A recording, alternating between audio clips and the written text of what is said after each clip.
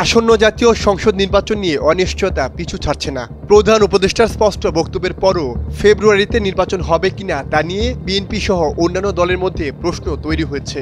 নির্বাচনের পদ্ধতি নিয়েও কোনো সিদ্ধান্তে আসতে পারেনি সরকার। এসব অনিশ্চয়তার মধ্যেই নির্বাচনের সময় নিয়ে নতুন সিদ্ধান্ত জানালো সরকার। আগামী জাতীয় সংসদ নির্বাচন নিয়ে বসে নেই সরকার। ইতোমধ্যে স্বরাষ্ট্র মন্ত্রণালয়, আইনশৃঙ্খলা বাহিনী সহ বিভিন্ন স্তরের কর্মকর্তাদের সঙ্গে বৈঠক করেছেন প্রধান উপদেষ্টা ডক্টর মোহাম্মদ ইউনূস। 9 জুলাই রাতে ফরেন সার্ভিস একাডেমিতে আয়োজিত এক সংবাদ সম্মেলনে এসব নিয়ে কথা বলেন প্রধান উপদেষ্টার প্রেস সচিব শফিকুল আলম। সংস্কার সহ সব প্রস্তুতি শেষ হলে রোজার আগে নির্বাচন হতে পারে বলে জানিয়েছেন তিনি। নির্বাচনকে ঘিরে সব প্রস্তুতি উনি নিতে বলেছেন বাই ডিসেম্বর।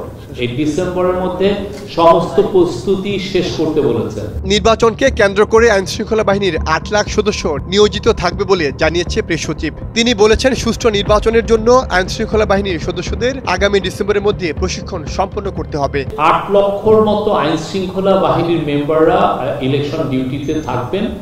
উনি নির্দেশ দিয়েছেন যে এই পুরো 8 লক্ষই যাতে এই ইলেকশনটা কিভাবে হবে আর শান্তিপূর্ণভাবে ইলেকশনটা যাতে হয় সেটার প্রশিক্ষণ তাদেরকে ইনশিওর করার কথা বলেছেন, যে তাদেরকে প্রশিক্ষণ করতে হবে। আগামী নির্বাচনে 18 থেকে 32 বছর বয়সী ভোটারদের আলাদা বুথ রাখা হবে কিনা সেই বিষয় নিয়েও আলোচনা হয়েছে বলে জানান শফিকুল আলম। এ সময় নির্বাচন সংক্রান্ত আরও কিছু প্রস্তুতির কথাও জানান উপপ্রেস সচিব আবুল কালাম আজাদ মজুমদার। গত বছরে 5 আগস্ট ছাত্র জনতার অভ্যুত্থানে আওয়ামী লীগ সরকারের পতনের পর 8 আগস্ট দায়িত্ব নেন ডক্টর মোহাম্মদ ইউনূসের অন্তর্বর্তী সরকার। এরপর থেকে আগামী সংসদ নির্বাচন যত দ্রুত সম্ভব আয়োজনের তাগিদ দিয়ে আসছে বিএনপি সহ অন্যান্য রাজনৈতিক দল। সাইমুল হক খান, সময়ের আলো।